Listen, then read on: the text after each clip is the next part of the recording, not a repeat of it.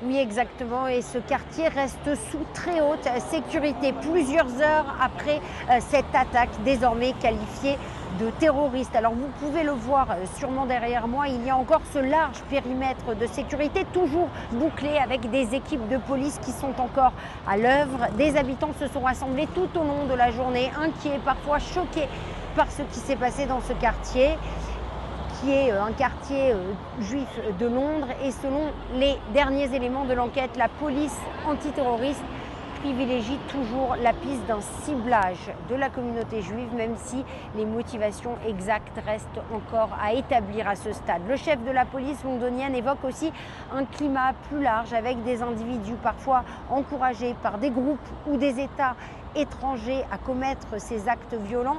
Il y a d'ailleurs un groupe qui se présente comme proche de l'Iran qui a revendiqué l'attaque sans fournir de preuves. C'est une revendication qui pour le moment est prise avec beaucoup de prudence par les autorités.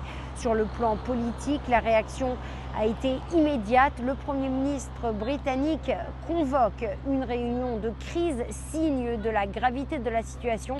Et sur place, la tension est palpable car il y a en un peu moins d'une heure, des responsables politiques ont été pris à partie par une partie de la foule, preuve d'une inquiétude très forte au sein de la communauté juive.